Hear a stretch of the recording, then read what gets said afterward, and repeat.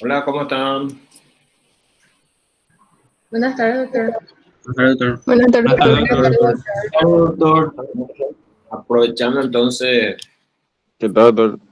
bien el tiempo, vamos a compartir ya pantalla y comenzar nuestra actividad. Tenemos 30 minutos y después para comenzar con los instructores después. Voy a compartir pantalla y ya comenzamos. ¿Logran ver algo? Sí, doctor, se ve. Sí, profe. Vamos a comenzar hablando sobre peritoneo. Ustedes pueden ver en esta imagen que los órganos peritoneales fueron resecados. Acá tenemos el diafragma, la pared abdominal resecado también, y tenemos lo que es el peritoneo parietal posterior. El peritoneo parietal posterior es el peritoneo que recubre a la pared posterior aquí del abdomen. Por supuesto, no está en contacto directo con toda la pared posterior en sí. Hay estructuras que lo separan de la pared posterior, por ejemplo, la vena cava, la aorta, el duodeno, los riñones, los uréteres. Eso están todo por detrás del peritoneo parietal posterior. Entonces, ese peritoneo parietal limita hacia adelante lo que es el espacio retroperitoneal, la cavidad retroperitoneal. Esa cavidad retroperitoneal se continúa hacia abajo con la cavidad subperitoneal, porque acá también el peritoneo pélvico, parietal pélvico, no llega hasta el perine. Hay un espacio ahí, ese es la cavidad subperitoneal, y esa cavidad subperitoneal se continúa hacia atrás con el retroperitoneo o cavidad retroperitoneal. Entonces, acá lo que vamos a ver nosotros es la cavidad peritoneal, pero su pared posterior. La pared posterior, entonces, de la cavidad peritoneal está formada por el peritoneo parietal posterior y hacia adelante el peritoneo parietal anterior. Hacia arriba el peritoneo diafragmático y hacia abajo el peritoneo pélvico. Entonces va recibiendo el peritoneo parietal el nombre de la pared que está tapizando. Vamos a ir hablando. Acá ustedes pueden ver en un esquema que esto pintado en gris la cavidad peritoneal. La cavidad peritoneal es como una cavidad dentro de la cavidad abdominal, porque la cavidad abdominal no solamente tiene cavidad peritoneal, ya dijimos, tiene detrás de la cavidad peritoneal la cavidad retroperitoneal, por ejemplo. Por debajo de la cavidad peritoneal, aquí usted ve la cavidad subperitoneal. Todos estos están dentro de la cavidad abdominal. Entonces no es lo mismo decir cavidad abdominal que cavidad peritoneal. Cavidad peritoneal es esto, que está en gris. Pero además de la cavidad peritoneal, está también por detrás la cavidad retroperitoneal que ya dijimos, contiene a los riñones, a la vena cava inferior, a la aorta, a los uréteres, todo eso, el páncreas, duodeno, todo eso están acá atrás. Entonces, este es el peritoneo parietal posterior, este es el peritoneo parietal diafragmático, este es el peritoneo parietal anterior y este es el peritoneo pélvico acá abajo, aquí, representado por esto. Y esta es la cavidad subperitoneal. Subperitoneal. Aquí vamos a encontrar, por ejemplo, en el caso del varón, la próstata, por ejemplo. El recto inferior, recto no peritoneal. Por eso el recto le vamos a dividir en un recto peritoneal y el recto no peritoneal. En la mujer va a estar aquí la vagina. La vejiga también está por debajo. Y el peritoneo visceral es el peritoneo que le envuelve a la víscera. Es del peritoneo visceral. Y esto se continúa con el peritoneo parietal. Así como habíamos estudiado la pleura, también se continúa con la pleura visceral con la parietal, ¿verdad? A nivel del ilio. Acá también en cierta zona, esto se continúa uno con otro. Dentro de la cavidad peritoneal hay que distinguir otra vez una cavidad peritoneal principal, que es esto, que es grande, y está una cavidad un divertículo de la cavidad peritoneal vendría a ser como una evaginación, que es la transcavidad de los epiplones. Esa es otra cavidad dentro de la cavidad peritoneal otra vez. Entonces, esto es importante diferenciar bien, que la cavidad abdominal contiene a la cavidad peritoneal, pero también contiene a la cavidad retroperitoneal, a la cavidad subperitoneal, y también por delante del peritoneo parietal anterior hay una cavidad preperitoneal. Preperitoneal es la que está por delante del peritoneo parietal anterior. Y todo esto está dentro del abdomen. Y dentro de la cavidad peritoneal está entonces la trascavidad de los epiplones otra vez. ¿Estamos entendiendo hasta ahora? Esto es importante. Sí, doctor. Es importante. Entonces, esto que vemos acá, este que se ve brillante acá, este es el peritoneo parietal anterior. ¿Qué está recubriendo el peritoneo parietal anterior? Los músculos anchos del abdomen y la parte anterior y lateral del abdomen. Este es entonces el peritoneo parietal. Se ve brillante acá. Y estos que están por delante ya están en la cavidad preperitoneal. Por ejemplo, el uraco, la arteria epigástrica inferior, los vasos umbilicales. Estos están preperitoneal ya. Es pre, ¿por qué? Pre, el prefijo pre es por delante del peritoneo. Preperitoneal. En este caso, por delante del peritoneo parietal anterior. Ese peritoneo es importante cuando uno dice peritoneo parietal, diferenciar de qué peritoneo parietal está hablando, porque puede ser posterior, puede ser superior o diafragmática, puede ser inferior o pélvica, o puede ser anterior o anterolateral. Cuando ese peritoneo visceral, por ejemplo, acá tapiza la pared, después se dirige y le envuelve a un órgano, le envuelve totalmente al órgano a este nivel. Este peritoneo se llama peritoneo visceral, le está envolviendo al órgano. Y entonces vuelve otra vez al peritoneo parietal aquí.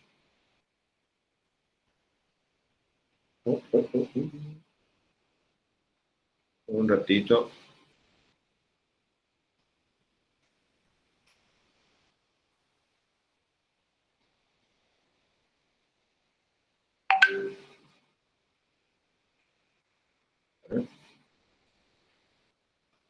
Desconecté nomás mi WhatsApp antes de que esté ahí rompiendo la pelotita.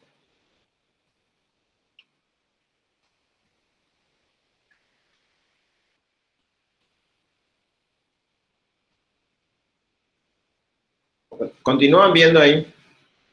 Sí, doctor. Sí, doctor.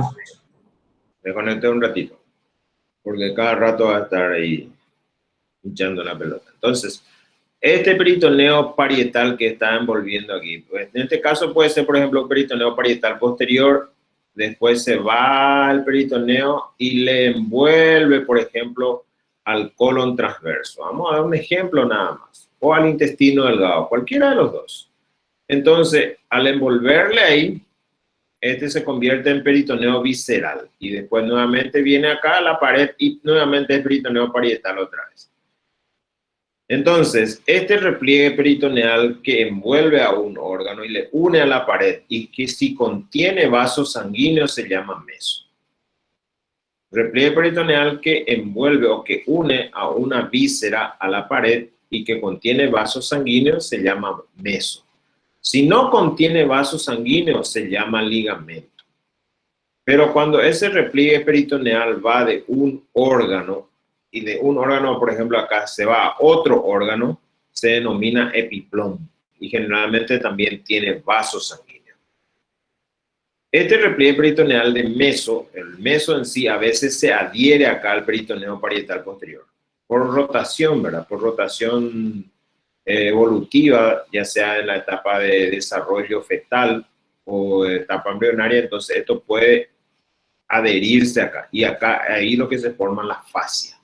Acá en este caso vamos a tener la fascia de Treis, en el caso de duodeno páncreas, y la fascia de Toll en el caso del colon ascendente y descendente. Entonces es el meso adherido al peritoneo parietal posterior. Eso se forma fascia. ¿Ok? Eso es muy importante. Entonces, entre los repliegues peritoneales a considerar y a tener en cuenta, meso, ligamento, epiplón y fascia. Hay que saber eso. Vamos a ir citando eso. Por ejemplo, aquí. Este es un corte transversal donde podemos distinguir, por ejemplo, acá están los dos riñones, este a nivel de la duodécima vértebra dorsal, esta es la aorta, esta es la vena cava. Y ustedes ven este peritoneo acá, la capa esta que lo recubre. Este es el peritoneo parietal posterior. El peritoneo parietal posterior acá le cubre a la cara anterior del páncreas, por eso el páncreas está en el retroperitoneo. Pero la cabeza y el cuerpo. La cola, ustedes ven, ya es peritoneal. La cola ya es una parte peritoneal ya. Está dentro de la cavidad. En negro está toda la cavidad peritoneal aquí. Por ejemplo, los riñones. Los riñones están recubiertos totalmente acá por el peritoneo parietal posterior. Entonces, los riñones son órganos retroperitoneales. Por ejemplo, acá el vaso. El vaso también está recubierto por el peritoneo visceral, no es parietal. Parietal es acá afuera. Parietal. Visceral, entonces, es un órgano peritoneal. Acá vemos el estómago totalmente recubierto también por el peritoneo, ¿ven? Y de ahí se refleja y va el peritoneo y le recubre al hígado. ¿Ven? Entonces, este repliegue que va del estómago al hígado se llama epiplón, epiplón menor o epiplón gastrohepático. Gastrohepático. Y en general, este contiene el pedículo hepático. Ya dijimos que los epiplones tienen vasos, al igual que los mesos. Tienen vasos, igual que los mesos. Aquí, por ejemplo, este es el colon. Ven ustedes el colon recubierto acá y se va a la pared. Se va a la pared. Este se adhiere a la pared acá. Este ahí forma y tiene vaso. Este es el mesocolon transverso. Este es el mesocolon transverso. Aquí, por ejemplo, este es el ángulo duodeno-yeyunal. Aquí sale el meso del yeyuno ileum, que se llama mesenterio. Acá comienza. Se forma. Esta es la zona en la cual el peritoneo del hígado va al diafragma. Y entonces una parte del hígado en la cara posterior no está recubierto, tiene tejido fibroso, forma el ligamento freno-hepático. Freno-hepático aquí. Acá, por ejemplo, este es un corte sagital. En el corte sagital acá vemos entonces es lo que le hablaba. El hígado, acá su peritoneo visceral le recubre al hígado y de repente va al diafragma, ¿ven? Del otro lado la misma cosa. Este es el ligamento coronario. El ligamento coronario se llama. Forma el ligamento coronario. Y aquí, este meso que viene acá, viene el peritoneo visceral, perdón, que viene aquí se convierte en parietal. El peritoneo parietal diafragmático. Este es el diafragma. Y acá, del diafragma pasa al peritoneo parietal anterior. Este es el músculo ancho del abdomen. Y acá este es el estómago. Este peritoneo visceral que viene acá pasa y le envuelve al estómago y le une entonces estómago al hígado. Este es el epiplón menor, el gastrocólico. Este contiene aquí el pedículo hepático. Y este mismo peritoneo visceral viene aquí, se une con el peritoneo visceral también del colon transverso acá y forman el epiplón mayor. El epiplón gastrocólico. Y por detrás del estómago, por delante del páncreas y como piso acá, el mesocolon transverso. Este es el mesocolon transverso y forma acá el meso. Esta es la cavidad, en la transcavidad de los epiplones. La transcavidad de los epiplones. Vamos a ver enseguida que tiene dos partes, un vestíbulo y la transcavidad propiamente dicha. Entonces, esta transcavidad es una cavidad dentro de la cavidad peritoneal. Dentro de la cavidad peritoneal. Por detrás de la cavidad peritoneal, por ejemplo, acá tenemos, este es el retroperitoneo. Este es el páncreas, este es el duodeno. Páncreas, duodeno. Esta es la cabeza y esta es la tercera porción del duodeno, que es transversal. Y bueno, entonces, cuando esos repliegues peritoneales no tienen vaso sanguíneo, como por ejemplo los ligamentos acá que unen el hígado a la pared, al diafragma, eso se llaman ligamentos. Ligamento coronario, ligamento falciforme, ligamento triangular, ligamentos que unen a los ángulos hepático y cólico, el freno gástrico. Esos son todos, en el caso del útero vamos a tener los ligamentos anchos. Vamos a ver de eso. Bueno, eso en cuanto a peritoneo. ¿Alguna pregunta sobre el peritoneo antes de pasar al estómago? Yo sé que tienen que estudiar. Doctor, para confirmar nada más, meso une el peritoneo a un órgano y tiene vasos sanguíneos, ¿verdad? El órgano es un repliegue peritoneal. ¿Por qué le llaman repliegue? Porque es una reflexión, se refleja el peritoneo. Es una reflexión del peritoneo parietal a visceral o visceral a la parietal.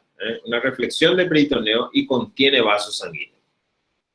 Cuando ese no tiene vasos sanguíneos se llama ligamento.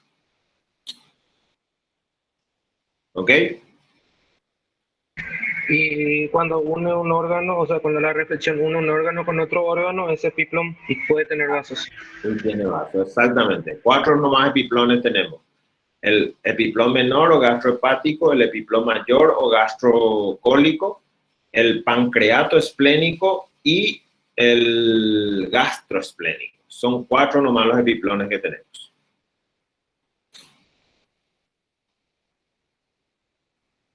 ¿Ok?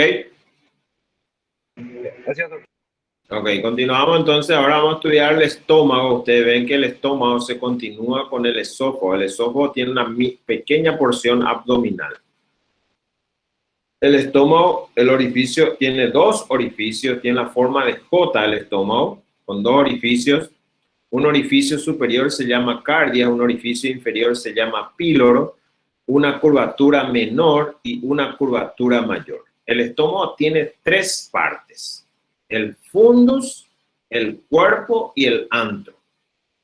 El píloro es un agujero y el cardia es otro agujero. No son partes del estómago. ¿Ok? Entonces, las 3 partes del estómago son fundus, cuerpo y antro. Porque eso es muy importante para localizar a veces alguna lesión, si está ubicado en el fondo, en el cuerpo o en el antro. Y la curvatura, por supuesto, los bordes son la curvatura menor y la curvatura mayor.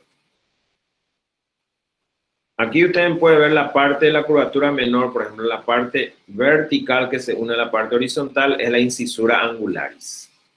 Desde ahí corresponde prácticamente al antro. Y por arriba acá es el cuerpo. Y acá este es el fondo.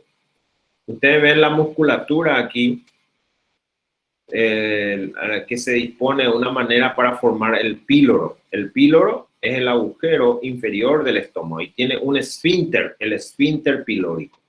Eso es muy importante porque los alimentos que van pasando el estómago es un reservorio, acumula comida y debe dejar pasar en forma gradual y paulatina los alimentos desde el estómago hasta el duodeno para donde se debe degradar. Entonces no es que pasa todo rápido, porque entonces hay un esfínter que regula ese paso. Por supuesto, cuanto más grasoso es más pesado el alimento, más lentamente va a ir pasando. Cuanto menos grasa, más rápidamente.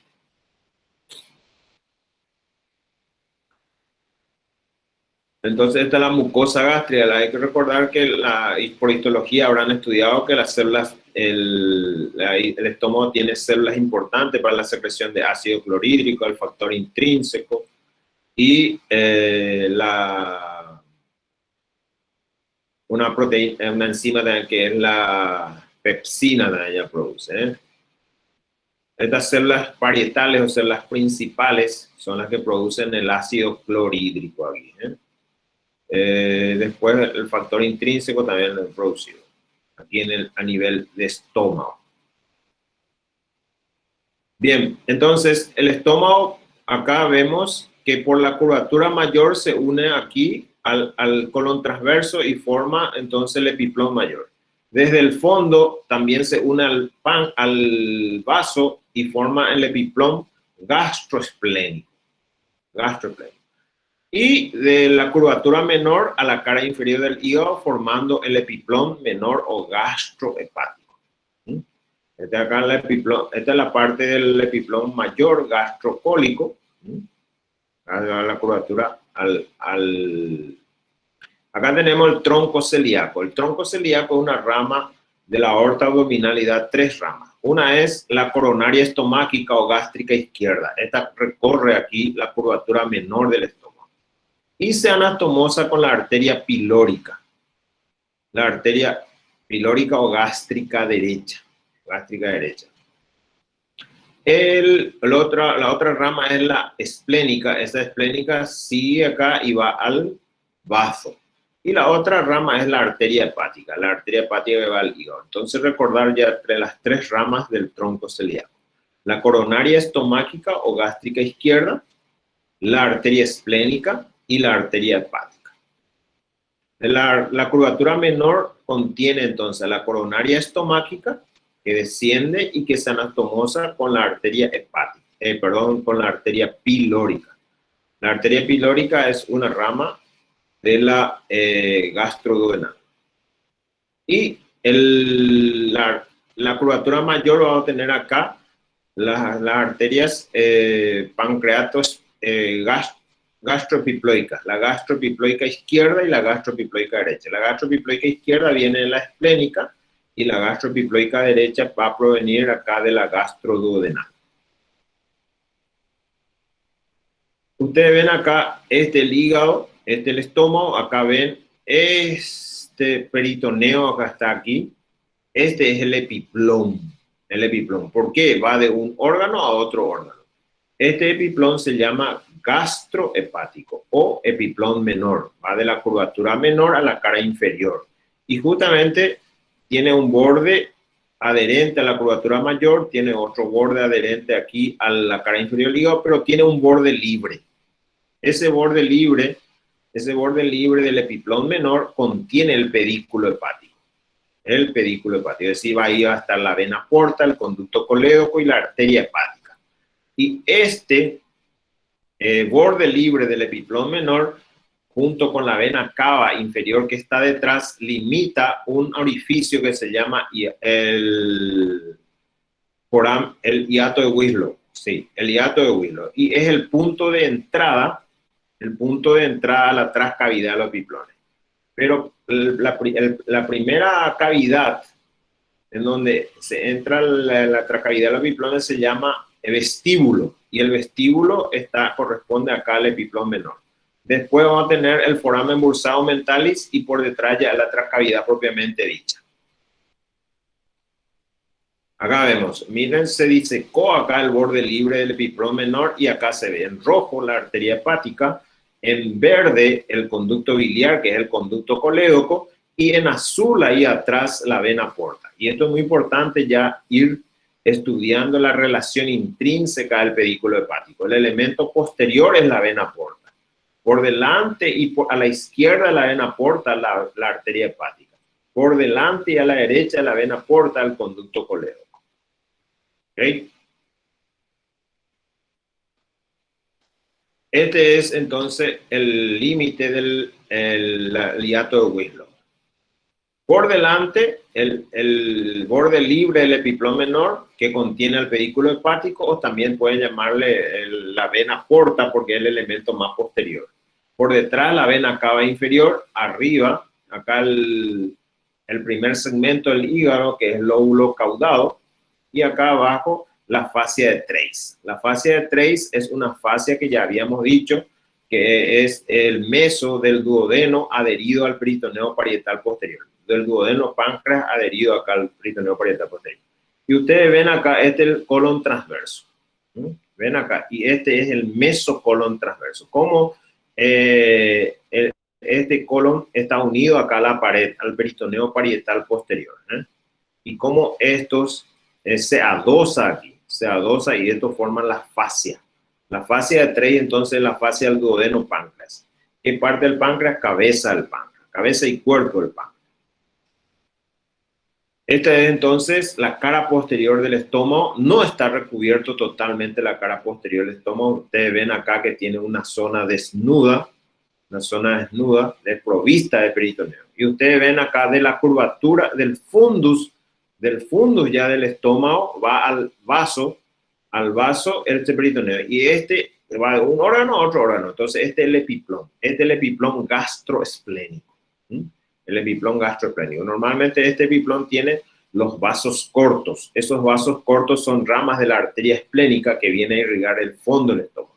Esta entonces es la arteria coronaria estomáquica que se va a unir con la arteria pilórica. Y la gastropiploica derecha, que es gastropiploica izquierda, rama de la esplénica, y la gastropiploica derecha, rama de la gastroduodenal. Recordar eso. El círculo arterial de la curvatura menor y mayor del estómago.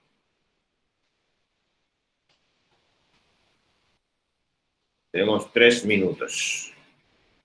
Ustedes ven acá cómo se cortó aquí el epiplón gastrocólico y entonces vemos acá la trascavidad de los epiplones.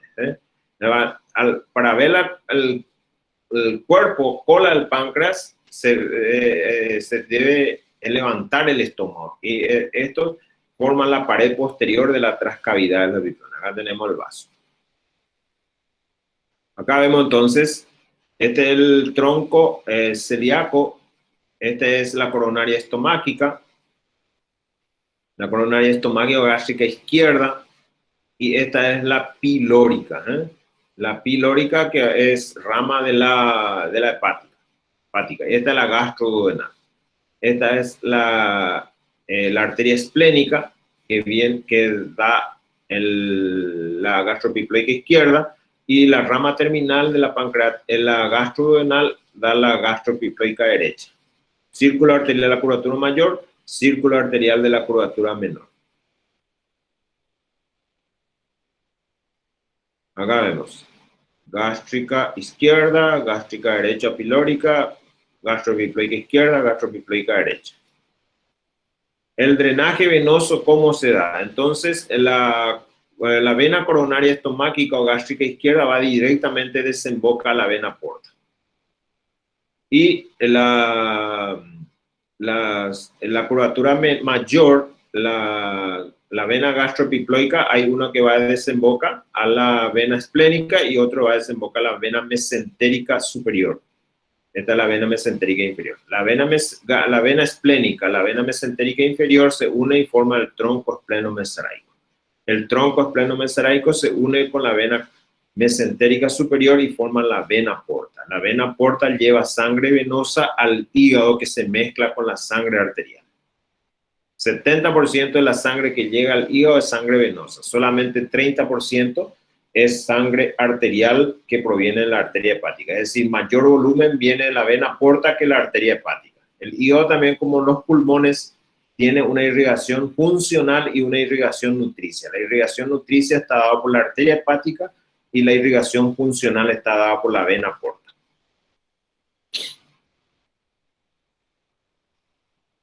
Estos son los ganglios del estómago. Pasando más, grupos ganglionares. Esta es el vago izquierdo. El vago izquierdo viene por la cara anterior y termina aquí en el píloro, dando 3 ramas que son formando así la pata de cuervo, no la pata de ganso. La pata de ganso es la que está en la rodilla.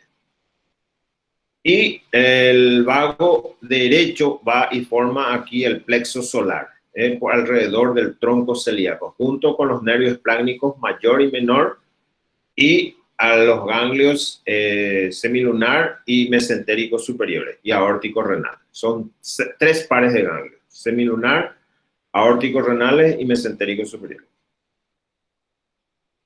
Aquí está. Este forma acá el plexo solar o plexo celíaco. Entonces, el vago derecho y los 2 nervios espláncnicos, mayor y menor. Y de ahí vienen después salen las ramas eferente, la que salen acá. Y las ramas eferentes acompañan a la aorta, las ramas de la aorta abdominal para ir a los diferentes órganos. Este es el mesenterio, que es el meso del intestino delgado. Miren, 6 metros de intestino delgado unido acá al meso de la arteria mesentérica superior. Del vaso es un órgano linfoide, tiene una cara interna, una cara externa y una cara inferior. En la cara interna está el ilio, donde entra el pedículo esplénico, la arteria y la vena esplénica. En el labio anterior acá termina el epiplom gastroesplénico y en el labio posterior acá termina el epiplom pancreatoesplénico. El borde anterior se caracteriza por tener esta escotadura. Normalmente el vaso se encuentra en el hipocondrio izquierdo y está recubierto, está protegido por la costilla. La 9ª, la 10ª y la 11ª costilla le protegen.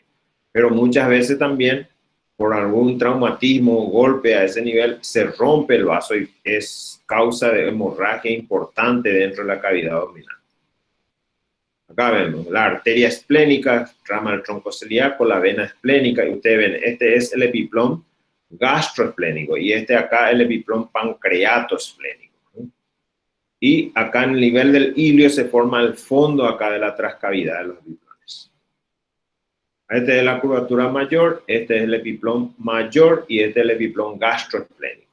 Gastroesplénico, este es el gastrocólico.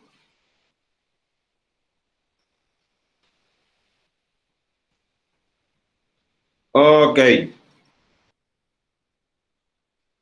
¿Alguna pregunta que quieran hacer? Pasamos 3 minutos.